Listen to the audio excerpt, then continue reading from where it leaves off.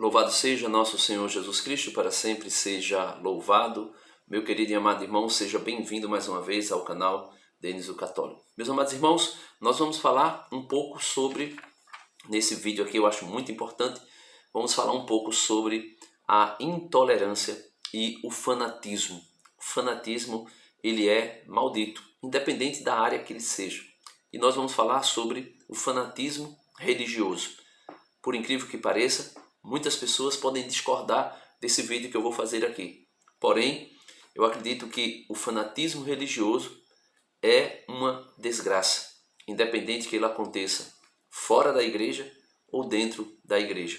Então, depois da vinheta, eu queria que você pudesse ver dois vídeos aí, curtos, muito breve, porém, que demonstra claramente a intolerância religiosa e também o fanatismo religioso. E isso é um mal terrível. Vou colocar o vídeo com dois exemplos. Um fora da Igreja Católica e outro supostamente dentro da Igreja Católica, mas esses indivíduos também estão fora da igreja. Fica com o vídeo aí.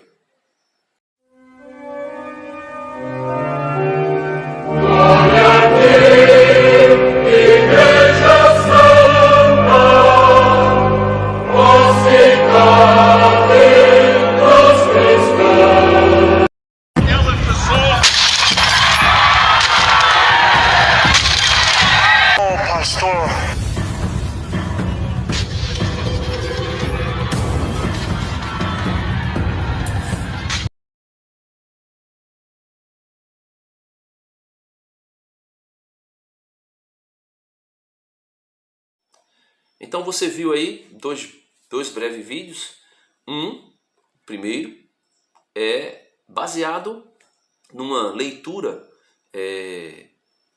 vamos dizer assim, a palavra adequada seria uma leitura grosseira das Escrituras, uma leitura inadequada, inapropriada e até uma leitura fanática das Escrituras. Então nós temos inúmeras passagens do Antigo Testamento onde Deus proíbe a imagem. A mais clássica delas é Êxodo 20, versículo 4. E essas imagens que Deus proíbe são imagens de ídolos. É só perceber o versículo 1, 2 e 3 de Gênesis 20. O Senhor vai dizer: Moisés, diz ao povo. Aí o que é que Deus manda dizer? Que eu sou o único Senhor, o único Deus, e fui eu que os tirei da terra do Egito. E fora de mim não há outro. Aí ele vai dizer: e não terás outros deuses além de mim. Aí, desses outros deuses que o Senhor diz que não tenha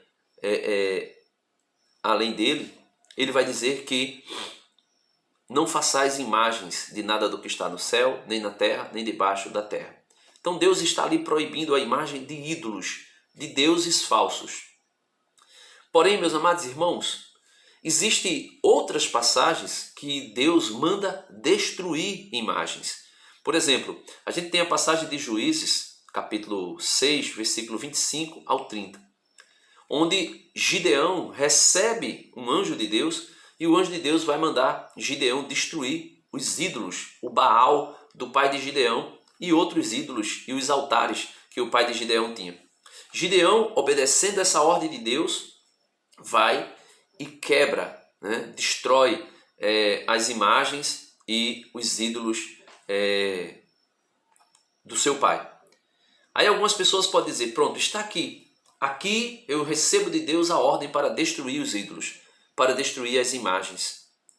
Só, meus amados irmãos, que o hagiógrafo, aquele que escreveu as Escrituras, claro que inspirado por Deus, levando como é que eu posso dizer? O texto, desenvolvendo o texto, vai mostrar que existe ali uma necessidade do povo de Israel fazer uma escolha entre o Deus verdadeiro e os deuses falsos. E o hagiógrafo vai e coloca esse evento usando, claro que é usando aí a palavra, a voz de Deus, Por exemplo, muitas coisas no Antigo Testamento que foram feitas, que foram ordenadas por homens zelosos de que Deus seja o único Deus a ser adorado. Porém, estes homens colocaram na boca de Deus aquilo que eles disseram. Destruam, quebrem, matem. E nós vamos ver ao longo da fé e ao longo da revelação que Deus, ele proíbe esse tipo de coisa. Que Deus não se agrada desse tipo de coisa. E essa interpretação fideísta ou literária das Escrituras acaba desencadeando uma gama de atrocidades ao longo da história. E nós precisamos, meus irmãos, compreendermos que a revelação, ela se deu completamente, mas ela vai sendo entendida paulatinamente. Veja, Deus nos criou livre. Deus nos criou livre. O livro do Deuteronômio, Deus vai dizer que ponho hoje em tua frente a vida e a morte. Escolhe, pois, a vida para que vivas. Ponho em tua frente hoje a bênção e a maldição. Escolhe, pois, o que tu queres. O livro do Eclesiástico vai dizer que o Senhor não nos deu a liberdade para pecarmos. Veja, o Senhor não nos deu a liberdade para pecarmos. Isso é bem interessante. Então, Eclesiástico, capítulo 15, veja, o Senhor vai falar sobre a liberdade, que Deus não nos deu a liberdade para pecarmos. Veja, liberdade do homem em face do pecado, né? Não digas, é por causa de Deus que ela me falta, pois cabe a ti não fazer o que é voltando aqui. Não digas, é por causa de Deus que ela me falta, pois cabe a ti não fazer o que ele abomina. Não digas, foi ele que me transviou, pois que Deus não necessita dos pecadores. O Senhor detesta todo o erro e toda a abominação. Aqueles que o temem não amam essas coisas. No princípio Deus criou o homem e o entregou ao seu próprio juízo. Deu-lhes ainda os mandamentos e os preceitos. Se quiseres guardar os mandamentos e praticar sempre fielmente o que é agradável a Deus, eles te guardarão. Ele pôs diante de ti a água e o fogo. Estende a mão para aquilo que desejares. A vida e a morte, o bem e o mal estão diante do homem. O que ele escolher, isso lhe será dado, porque é grande a sabedoria de Deus. Então, nós podemos ver nitidamente, meus irmãos, que Deus, ele nos criou livres. Ele nos deu liberdade. Então, quando você pega textos como, por exemplo, Abraão quebrando os ídolos do pai, Gideão quebrando os ídolos do pai, tudo aquilo está inserido em uma cultura. O autor sagrado, né? Aí no caso podemos dizer que Moisés, no Pentateuco, e os demais autores dos demais livros, ele zeloso de Deus, querendo que nós amemos somente a Deus, ele vai dizer, olha, destrua, quebre, né? Queime, faça o que for.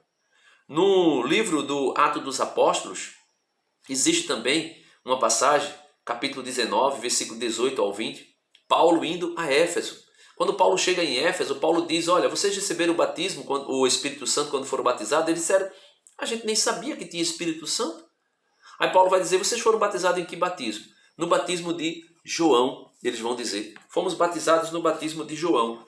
E São Paulo passa ali 2 anos em Éfeso ensinando, né, as doutrinas do Senhor. E ensinando as doutrinas do Senhor, o povo livremente vai fazer um ato que talvez tenha sido o que esse sedevacantista foi impulsionado a fazer. Talvez por uma leitura fideísta, né, ou fanática das Escrituras. Ele vai e queima os livros católicos. queima os livros católicos. Veja, alguém quebra as imagens católicas, alguém queima os livros católicos publicamente, né? Faz isso publicamente, tanto quebrando as imagens como queimando os livros. Isso tudo impulsionado por leituras como esta. Veja, Atos dos Apóstolos 19, versículo 18. Muitos dos que haviam acreditado vinham confessar e declarar as suas obras. Muitos também que tinham exercido artes mágicas ajuntaram seus livros e queimaram-nos diante de todos. Calculou-se o seu valor e achou-se que montava a 50.000 moedas de prata. Foi assim que o poder do Senhor fez crescer a palavra e a tornou sempre mais eficaz. Aí aqui você pega uma pessoa, lê um texto desse e a pessoa vai e se acha no direito de queimar livros católicos ou queimar ou destruir imagens católicas. Ah, Denis, tu estás incomodado porque isso foi feito com as coisas da Igreja Católica. Mas se fosse protestantismo, se fosse dos protestantes, olha, eu aqui declaro porque eu sou livre para dizer isso. E não vou estar agindo contra a minha consciência e contra a consciência de ninguém. Por quê? Porque a liberdade religiosa, né, me dá o direito de dizer, eu acredito que a Igreja Católica é a igreja verdadeira. E acredito que as demais igrejas e as demais religiões não são verdadeiras. Isso é uma declaração da minha fé. E eu posso fazer isso publicamente, contanto que eu não exceda os limites estabelecidos numa sociedade laica. Aí as pessoas dizem, não, a liberdade religiosa é contrária à vontade de Deus e contrária à igreja. Não é. Não é. Porque Jesus disse, olha, muitos são os chamados e poucos os escolhidos. Jesus vai dizer, nem todo aquele que diz Senhor, Senhor entrará no reino dos céus. Jesus vai dizer que, olha, o evangelho de antes de ontem, o evangelho de segunda-feira, Jesus estava pregando, chegou um mestre da lei e disse assim, olha, eu te seguirei para onde quer que fores, mas deixa eu me despedir do meu pai e da minha mãe. Jesus vai dizer o quê? Quem não deixar pai, mãe, né? A raposa tem toca, os pássaros têm ninho, mas o filho do homem tem repousado a cabeça. Quem se apegar a pai, mãe, filho, irmão, essas coisas, não é digno de mim. Jesus vai dizer isso. Depois chega alguém e diz assim, ó, Senhor, eu te seguirei para onde quer que fores, mas deixa eu enterrar meu pai que morreu. Jesus vai e diz, olha, deixa que os mortos enterrem seus mortos. Isso Jesus fala livremente e abertamente. Porém, Jesus não vai obrigar ninguém a vir. O jovem rico chega perto e diz, o que eu devo fazer para herdar o reino dos céus? Siga os mandamentos, já faço isso. Deixa tudo que tu tem, vende tudo que tu tem, dá aos pobres e me segue. O jovem ficou muito triste e foi embora. Jesus foi lá e obrigou aquele jovem a seguir Jesus? Não. Jesus dando um discurso sobre a Eucaristia, Jesus vai dizer livremente, olha, o pão que eu vos darei é meu corpo e meu sangue. O pão e o vinho que eu vos darei é meu corpo e meu sangue. Quem comer dele viverá eternamente. Meu corpo é verdadeiramente comida, meu sangue é verdadeiramente bebida. Aí os judeus, que já eram discípulos, a Bíblia diz que eram discípulos de Jesus, acharam aquelas palavras de Jesus muito exigentes e diz assim, a partir dali deixaram de seguir Jesus. E os apóstolos, quando se aproximaram de Jesus, Jesus vendo aquela ocasião, Jesus poderia dizer, não, meu filho, não estou falando de um símbolo, não é para vocês comerem o corpo e o sangue mesmo, é um símbolo, é uma simbologia. Ou senão Jesus dizer assim, se vocês voltarem atrás e deixarem de me seguir, eu os matarei. Jesus não disse isso. Pedro, ou melhor, João e Tiago, na Samaria, porque os samaritanos não quiseram acolher Jesus que passava, João e Tiago disseram assim, Senhor, deixa-nos que peçamos para que caia fogo do céu, como fez Elias lá atrás, para que caia fogo do céu e destrua todos eles. Jesus vai dizer assim, João, tu não sabes de qual espírito tu estás sendo impelido ou inspirado. Isso é muito claro. Isso é muito, muito, muito claro. Tu não sabes de qual espírito tu estás sendo impelido. Impelido. Tu não sabes. Então, inúmeras pessoas procuraram Jesus, buscaram Jesus, mas não foram obrigados a seguir Jesus. Não foram obrigados. Jesus não quer isso. Jesus não deseja isso, né? E pior, mesmo os inimigos, Jesus vai dizer, ouviste o que foi dito, amarás o teu amigo e odiarás os teus inimigos. E Jesus vai dizer, não, eu porém vos digo, amai vossos amigos e amai também vossos inimigos e orem por aqueles que vos perseguem. O compêndio do Concílio Vaticano II, né? Compêndio do Vaticano II, tem uma declaração que é a Dignitatis Humanae. Eu acredito que é assim que se pronuncia, não sei latim. Que fala sobre a liberdade religiosa, o direito da pessoa e das comunidades à liberdade social e civil em matéria religiosa. Então, a Igreja compreende que a liberdade religiosa é um direito estabelecido até mesmo pelo próprio Criador. Pelo próprio Criador. Eis que eu estou à porta e bato. Se tu abrires a porta, eu entrarei e farei refeição contigo. Os apóstolos, olha, eles foram embora, Senhor. Mas também vós não quereis ir embora? Também vós não quereis ir? Também vós não quereis ir? Jesus vai dizer, ó, ide por todo mundo. Marcos 16:16. Ide por 15:16. Ide por todo mundo e anunciai o Evangelho. Todo aquele que crê e for batizado será salvo. Jesus não disse, ide por todo mundo e coloque a faca no pescoço e obrigue as pessoas a ser cristão. Jesus não disse isso. Ao contrário, Jesus teve um encontro fortíssimo com um homem que pensava que o proselitismo, que as pessoas deveriam ser coagidas e obrigadas a servir a religião que ele acreditava, que foi o apóstolo Paulo. O apóstolo Paulo queria que todo mundo fosse judeu, né? Ou melhor, que todos os judeus fossem de fato judeus, e aqueles que não queriam ser judeus ou que tinham abandonado o judaísmo para agora se tornar cristãos, tinham que ser perseguidos. E Paulo começou a perseguir, a matar, a destruir a igreja. Então, meus irmãos, olhando para o Concílio Vaticano II, o concílio vai dizer assim: o concílio proclama, igualmente, que se trata de um dever de consciência. Né? O que é um dever de consciência? Se trata de que o dever de consciência? O que Jesus disse em São Mateus 28:19. Vão e preguem a todos os povos, batizando-os em nome do Pai, do Filho e do Espírito Santo, e ensinando-os a observar tudo o que lhes ordenei. É obrigação de todo ser humano buscar, abraçar e seguir a verdade, especialmente no que diz respeito a Deus e a sua igreja. É obrigação. Só que essa obrigação, o concílio diz, o concílio proclama igualmente que se trata de um dever de consciência. A força da verdade, que se faz forte e suavemente sentir ao espírito, o espírito do homem, obriga em consciência todo ser humano.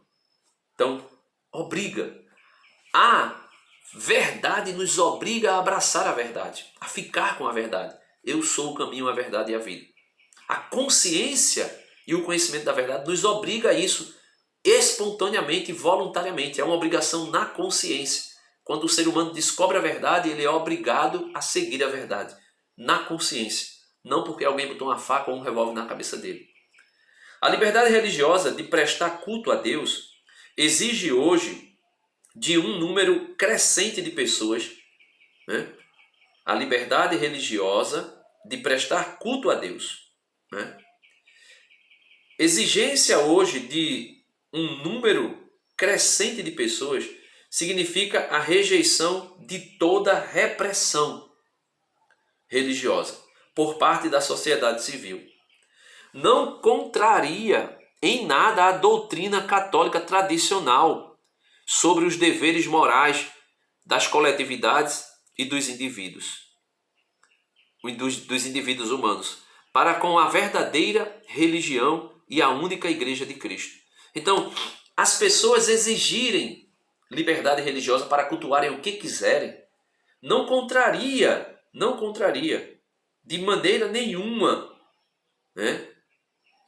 Não é contrária de maneira nenhuma com a verdadeira religião. Não é contrária à verdadeira religião e a única igreja de Cristo. Não é contrário. Alguém pedir a liberdade religiosa não é contrária à igreja de Cristo, não é contrária à religião verdadeira, que é a única e santa igreja católica. Não é contrária.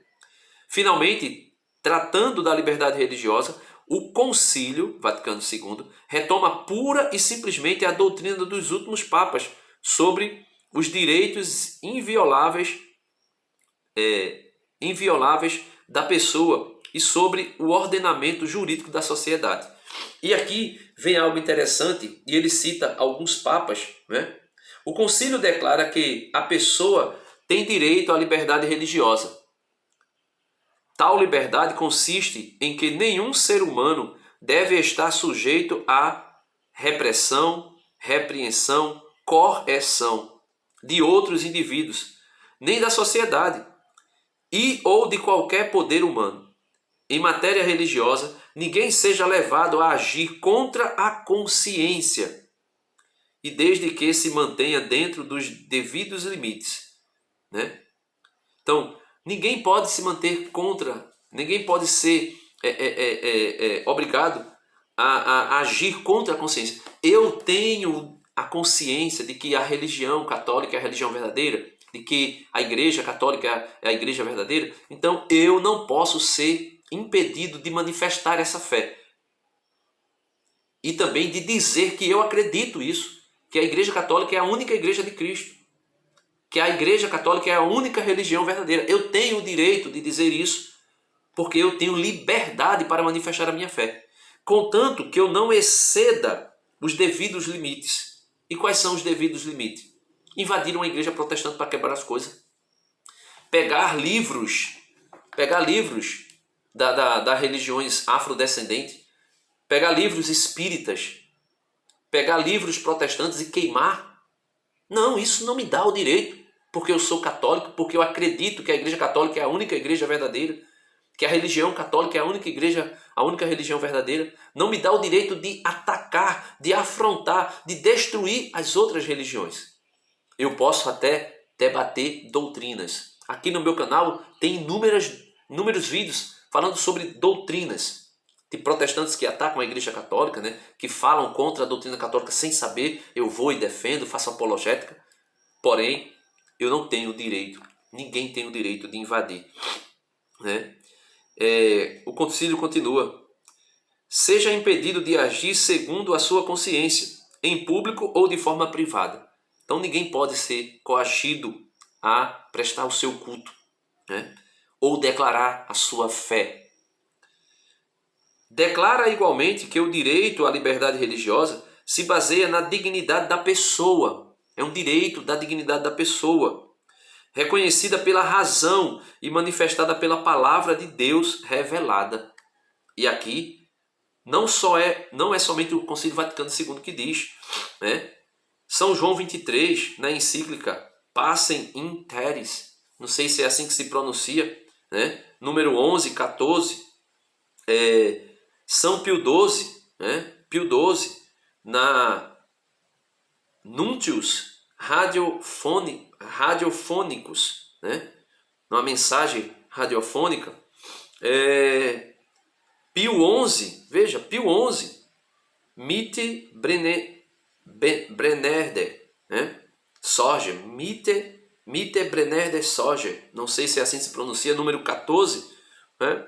Leão XIII, Libertas Praestatissimum, né? Acho que é assim que se pronuncia, não sei, como eu já disse, não sei, mas temos aqui São João 23, falando sobre o direito à liberdade religiosa, Pio XII, temos também Pio XI e temos também Leão XIII, falando sobre a liberdade religiosa.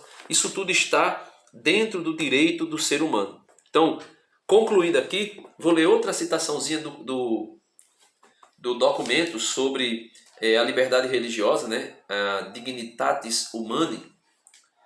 Ele vai dizer, né? Dignitatis Humanae. Ele vai dizer o seguinte, né? O direito à liberdade religiosa tem por fundamento, pois, a própria natureza do ser humano. Jesus nos criou livre, Deus nos criou livre. Independentemente das condições subjetivas de cada um. Por conseguinte, o direito permanece intacto, mesmo naqueles que não cumprem a obrigação de buscar a verdade ou de a ela aderir na medida em que vai sendo encontrada. O exercício desse direito só pode ser impedido por uma justa exigência da ordem pública. Então, a pessoa, mesmo que a pessoa procure, segundo aquilo que a igreja entende, por ser religiões falsas, mesmo que a pessoa, tendo conhecimento da verdadeira religião, e mesmo que essa pessoa continue buscando as religiões falsas, essa pessoa é livre para fazê-lo. E a igreja diz que não se pode impedir, a não ser, veja, o exercício desse direito não pode ser impedido por uma justa, o exercício desse direito só pode ser impedido por uma justa exigência da ordem pública. Ou seja, você pega um indivíduo invadindo uma igreja para quebrar as imagens. Se você pega um indivíduo católico invadindo uma igreja protestante para destruir o púlpito daquela igreja ou apedrejar os vitrais daquela igreja. Se você pega um indivíduo, seja ele católico ou protestante, invadindo um centro de macumba, né? A gente chama vulgarmente assim, um centro, um terreiro, e a pessoa vai e invade aquilo ali, ele merece ser preso. Ele merece pagar tudo o que for possível para reverter os danos, não somente materiais, como espirituais, psíquicos, né? Psíquicos e tudo mais que tiver. Meus irmãos, se não fosse a liberdade religiosa, iniciada com Constantino proibindo a perseguição aos cristãos, declarada por Teodósio como sendo a Igreja Católica a Igreja do Império, a Igreja continuaria sendo destruída. A liberdade religiosa, meus irmãos católicos, é importante, porque sem ela, nós não poderíamos prestar nossos cultos. Veja o que está acontecendo na Nicarágua, por exemplo. Foi tirada a liberdade religiosa daquele povo. Em inúmeros lugares. Tem lugares que a igreja é perseguida, tanto a igreja católica como igrejas protestantes, como Coreia do Norte, né? Na China, em outros lugares, que a igreja é perseguida e pessoas são destruídas mesmo. Na África, em outros lugares. Então, que nós possamos pedir a Deus a graça da compreensão que a liberdade religiosa não é vontade de Deus, mas a liberdade humana para fazer o que quiser é vontade de Deus, porque Deus nos criou a sua imagem e semelhança. E nós somos imagens e semelhança de Deus quando exercemos a nossa liberdade de maneira correta, sim, mas mesmo quando nós exercemos a nossa liberdade de maneira errônea, nós ainda continuamos sendo imagem e semelhança de Deus, porque somos livres. Somos livres. E Jesus deixou isso muito claro. Que o teu sim seja sim, que o teu não seja não. Senão ele diria que o teu sim seja sim. Pronto. Mas ele disse que o teu sim seja sim, que o teu não seja não. Logo, nós podemos dizer sim ou não. Agora, depois do sim tem uma consequência. Depois do não também tem consequência. Deus abençoe você e até o próximo vídeo, se Deus quiser.